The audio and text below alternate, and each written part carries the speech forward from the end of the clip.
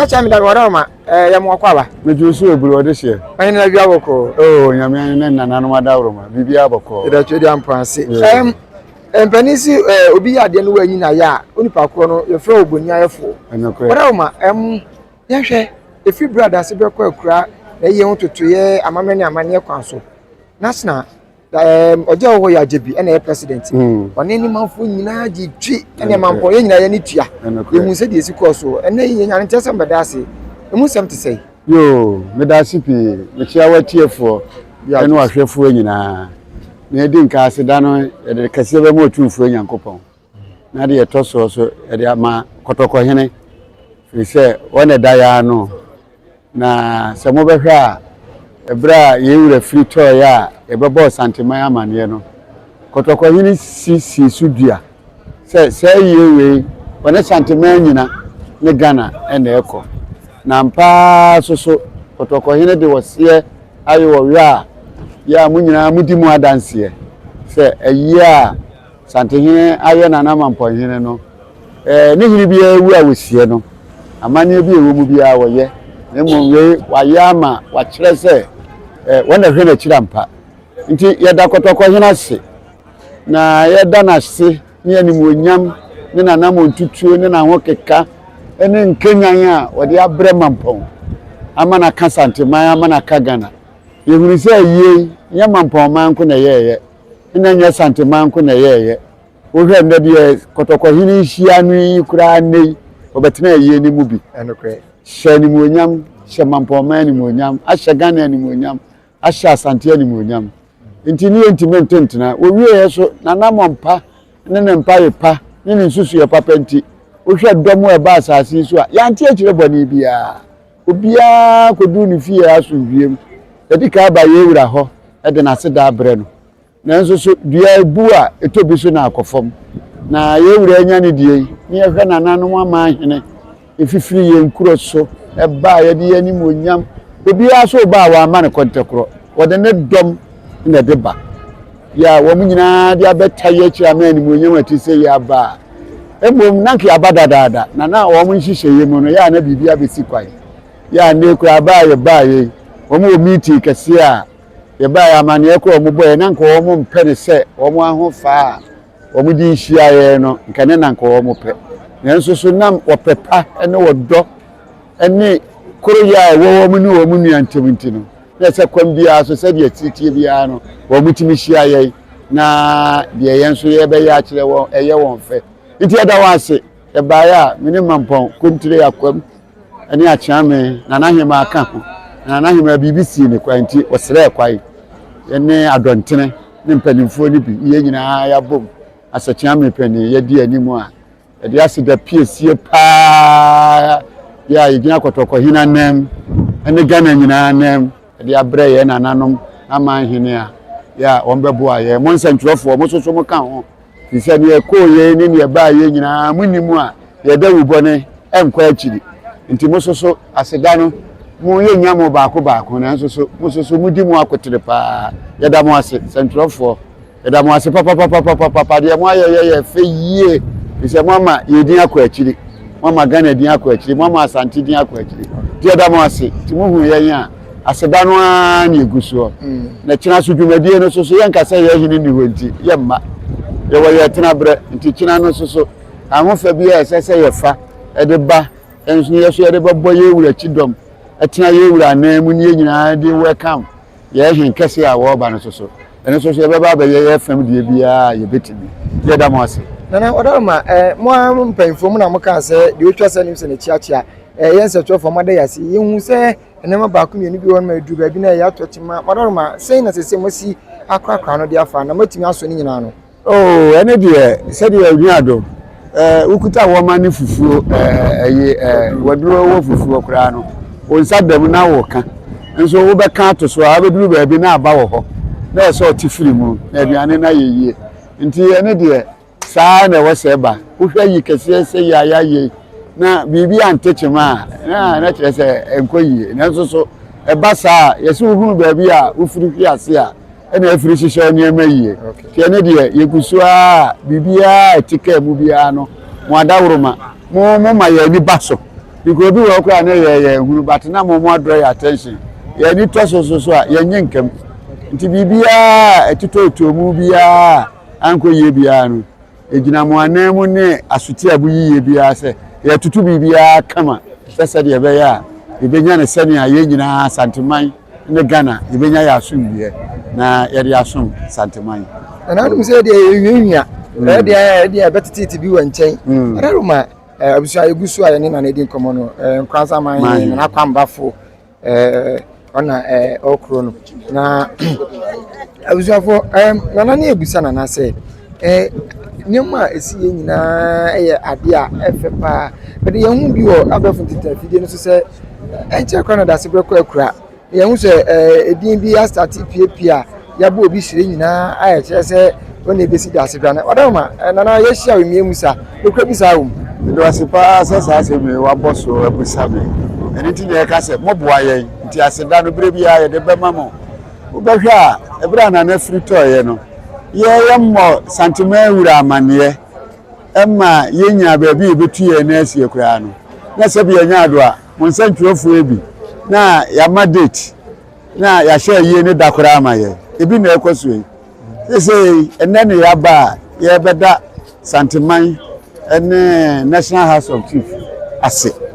enso so ebi asie ho yene yenso so ye punukura yenya mie enka se obi a wo dwan to afabra yenya mie pronto ho enso so se de mu hunu sa na ekoso nti ene de moti amompere mo aso fi se yenya ado na ahima ne mpanimfo ena ye ne kotoko hine kura so ntena ase wonso so na ade ne ye ne dia ti ye ntena ase nye nhihye bia nti wo mo a ofisi wonya bia wo pe ene wo mo aboye ho safo hine a ya ye de ne megugu ye nsa na mo ye ne pe na ye nya de yenya mie ye pronto ho ma obi akura emfa na de srede ma ti ne de mu hu ni sa na mo apre mo aso na ye nso bre no so a isantrofo mo na mo ma obi ate ye ne ejidi ye se ebre be so se ebedi se adwuma no a ye ma mo aso nsi mo bete nukure bi ewo mu ne se de ekoso de emfiri ye ho ete se de ofiri to ye no a ebi ma date ma ye ebi she na awotweda ma ye wa abra ne ye wura opemso okora ntie ye no enso wo mo ama na awotweda ne date no ebi na ekoso sese yemi ye pronto ho mo tia mo afa ne ye hwe I papa wo free Eswatini eba obesra santeman and National House of Chiefs edukomo oroma also de omu ne sen se na bisa kanfa de ma kanfa ho ne se eya hohoaho ama santeman eya hohoaho ama Ghana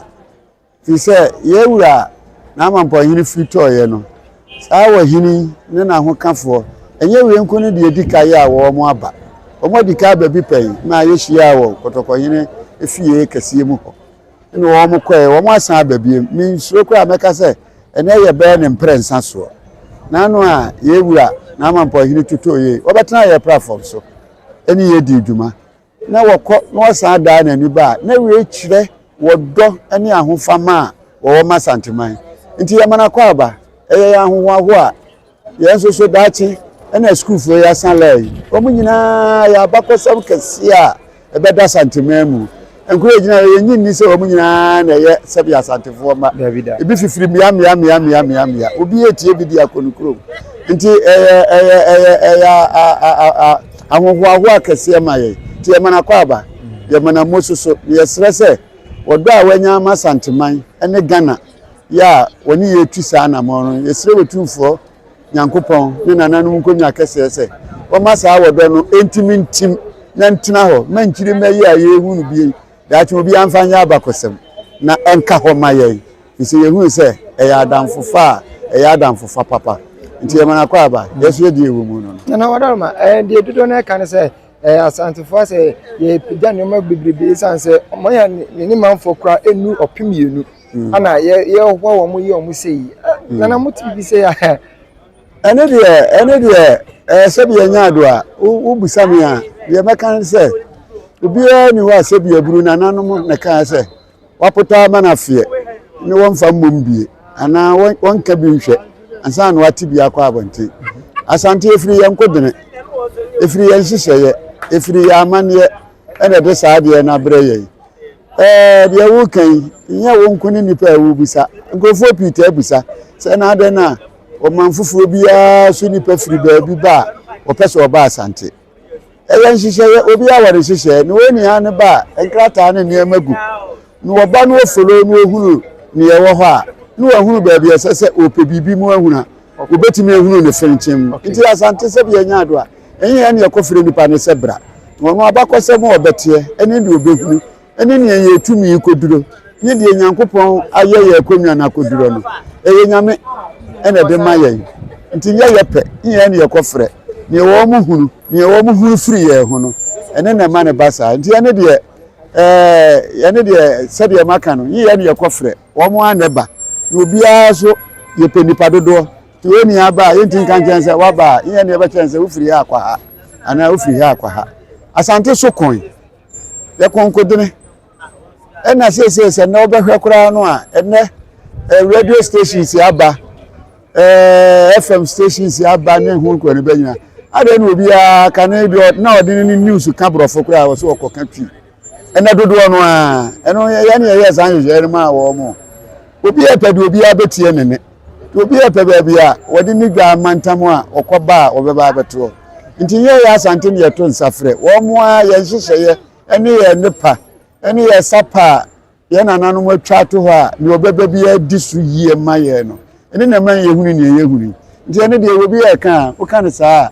ye wo sua wasa no odu bia bia no wache anepa se de be ya wasa be se ye na no so de o ye de nya untimi ye ne se de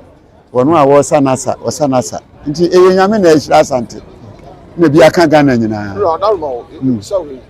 asante ase ye hu ahi asante hu wotan e de na ma ne basa ene na medical kan kire mo no se efiri ye ne ye yesu sebe mesramikan o nyina kotoko hini fie se o tukwa kakra na o hwe different yinum ekeka nsante ho ni ade no a o hwe obi amane ene ne ye ene kwan ofa so da demonstrate na ne culture ne na ade a se wa wotetena na se yese makia untimi nya asante mfirim wo ye die wan fa ye wan a wo be fa ye tu nti na medika kan ye ne se eye na nanom ye nyansa ne ye nkodini ne enim die a ye twato ho no na nyame so sa wo ya ahenie mu no nti bire bia nyame bie kwa amaye nti saa ni de obi aso a na medika kan no obi a wo sua wasa bia odu bia no ache ne pa kakra sede be ya wonye ne sede wo ye no na nka obi anya ho asem aka yeso ya na nanom aye ato ho sese ye wura ba ye na poku ware no nyina be ye bi ba sese wo hwede ye koso ye a kotoko hine o so wa ya ma akwa achiri pa yenim se daachi ma no si sumuna so wonko obi ba won so be san ato aso nti e be da na obi ti ba bi a won mepede asante ye nko ade ne wa ebi na maka no ene obi e ka news opese o kan de asante obi e ma speech bi opese o kan asante yi eso ne yese wo monka ye nya nhihye bi anto ho nti efiri ye na nanom adwempa ene nsusupa ene sapa wo mu twama ye ena eto aso ene na ya ne yesire mrante ene mabawa no ye banse ye nhia enwoma ne wo ho ba wuhia hia wamane ne wabakosem na wo yeso ayiwiyem na ye ne yie na wo ye ne yie a edemfaso obre wo man edemfaso obre wukuro ene ne ehunu ne aye ehunu nti ene bi de ne de ene de ye de hia ebeba nanso so ye ne ekofre ni o mu huru firi ye ho enti na ma ne basa yeso nya no so enti ne yeso ebeja de ye nya ede ani mu onyam ebebre ye man ene ye kuro amana ka Ghana ne de ye beto akoso aye aba bi obebe bia so ye ne be ye adwuma se de yese na na ne to apremo mi jawe amman ya ka bi betuma ka ho abom se de asante ya ka ho abom ni empuru aka wo Ghana ha no wo betuma ka ho abom se de asante ya tuma ka ebedin anase be ye fo ama wo o kan sa metimi aka kire se obi a wu si daye a eba na ho odi nyina afiri ni fitiase se wan sheda na sili fitiase yi a usi suro ni siso ebebu asante ye na nanom won ani ti nti ye le foundation ni yie nti ye pese ye to aye da no so a ye tumi to aso nti obi opese oye bie ade bia ni wo nipa bia pese wo ya untimi ye but de mi hunu ni se ebinum pese ye ya just a dana sini wo yigu no mo de foundation ni yi no mo de ni yi no mpeso mo to aso o betimi ato aso e wo ho ma ye nyame aye wi ase na ma ye me ka ya na bi nti ase Otumfuor Nyankopon no ye ni wi ase no wo ye wanfa ma asofo wanfa ma nkremofo wanfa ma obia wode ma ahemfo nti ahemfo no ye wo se atumi no na abai kwa abai ba na ya na duru bi a ya na abai no pese o mo ti nananom tumi so enso so kokokokokokoko esa ba be wie ye nti obia ni ho a o pese ni kuro no o hwe ne man no a ya cheche no a watimu no no o pekwan bi so se obeka ne manfo abom ni wo yi na kumam e de nukuredie e di buo wo hwe kotoko ni se de osi ni nananom nti wo wa ho brase ma nananom nti ebe ya din se wo ka asam tire nananom a nananom mfanye adwuma na ofatumi no wo se me ne amene di obi abeka minti a na e de santiti mu no ba ye wura hwede wo ye wo makwa ma obi aba nti obi a ne di nkomo nti obi a opesi oye bia obetimi ayebu na mbom efiti ase no ne obesi ale ade no ene betimi ama watimi atraso ti wo kwanya mo obi a ana da se bebe yo na oda bidide na na ba for da me na Mampong hine chia me pamini asante Mampong so Europe and America na o say this guy area Ghana nko ade ebusia send wave money transfer app na betimi aboa so wo send e de agu mobile money wallet so ana bank account so ubetimi ayizi sa app we e de asende